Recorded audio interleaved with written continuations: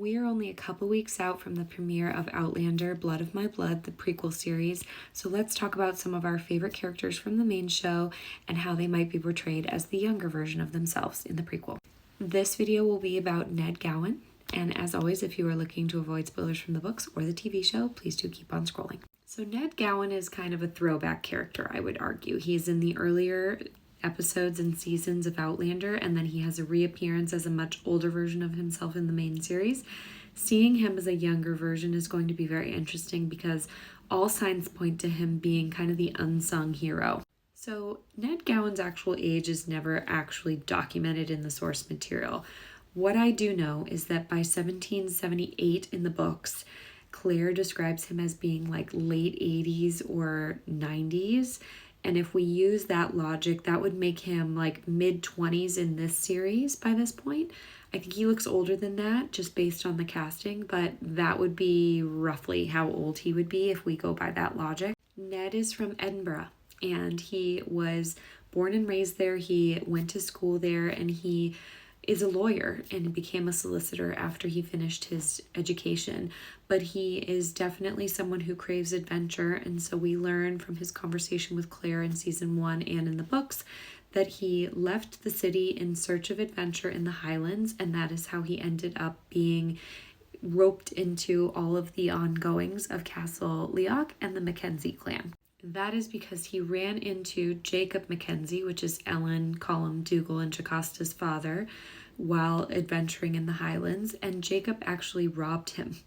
And Ned decided to join alongside him on his journeys, and accompanying him through his trek made them close. And it's implied that their friendship led to Ned's employment as a part of their clan, and Ned helped Jacob become the laird of the Mackenzie clan. So we can see that he is continuing his counsel with Jacob's children in this prequel series here. Because when this prequel kicks off, Jacob dies in 1715, and everything is thrown into a kind of state of unrest because they have to name a new laird, and all signs for most of his life pointed to Colum being that laird, but his health becomes kind of called into question because Dougal and him are only a year apart, and Dougal feels like he has a very legitimate claim to becoming the laird himself. We can see that that's very much emphasized in a lot of these scenes that we see of Colum in the promotional material, and obviously here with Ned, because he is the one, I don't want to say puppeteering, but he's really trying to control the outcomes as best he can and make sure that everything is done as diplomatically as possible, which is very representative of how he is personality-wise when we see him as an older version of himself in Outlander. And it's clear that he has done a very good job throughout his life positioning himself as someone who both Dougal and Colum seek counsel for and from throughout their life, because they do it often in season 1 of Outlander too. I would say that when I first watched the promo for his character specifically, I kind of got a Littlefinger from Game of Thrones type vibe from him, meaning that he's kind of puppeteering things behind the scenes. But within the world of Outlander, I don't think that his motivations are selfish ones, because he advises the Mackenzie family, but it doesn't seem like it's for any sort of personal benefit to him. And that's especially true in season 1 of Outlander when he helps to free Claire from her trial for witchcraft. He does that because he's a good guy, and that's genuinely how he's described throughout the series. We also see him conversing with Ellen a lot, and I think that that again circles back to the narrative story for Ellen, where she is being used as a political pawn, and I'm sure she gets dragged into this internal fight between her brothers about who is going to take over in that position of power. And as we know, her father kept her very well informed about clan matters. She is the oldest child, and so she was always in the fold of what was going on. So I think for Ned, naturally, having Ellen be a part of these discussions is important to him. And for her, I think she and Ned are likely aligned in the idea that Dougal is not going to be the logical choice, and how are they going to put Colum in a position where he is more likely to win this vote within the clan. But again, it seems like that does backfire on Ellen, because then Colum and Dougal both want to use her as a way to strengthen the clan. And so the protection she had from her father from that is now gone. And that is when we start to see Ellen put in these positions she's really not willing to go to. The other very interesting thing about these clips we see of Ned is that he's often paired with Claire's father, Henry, in them.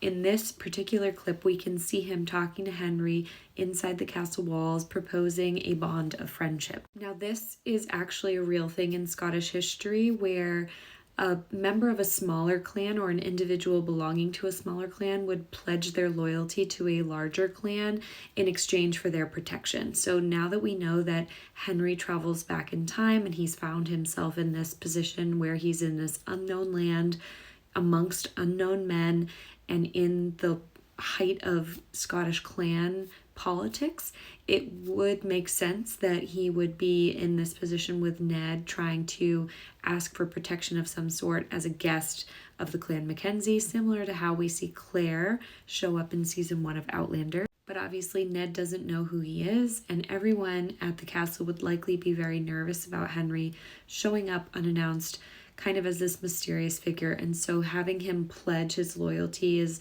kind of a way for them to establish their power over him and put themselves in a better position with this stranger that they're inviting into their home. Interestingly, Henry's response is very much about how money tends to transform enemies into friends. And I really think this response from Henry showcases just how intelligent he is. And I can't wait to see these two interact on screen, because I can't figure out what's going on with Henry, because he's clearly at the castle and we know that Julia is too, but they're not there at the same time. So I'm just so curious about how this is all going to play out on screen. But the point that Henry's making here to Ned is that, providing any sort of financial assistance on an opportunity is going to change the approach from someone, because they might have, an allegiance based on a financial gain, or stakes that are higher because of finances that might provide them with a profit or an advantage somehow status wise. And this time of history is so different, and he's coming from World War I with a very different worldview that he is then taking into this world.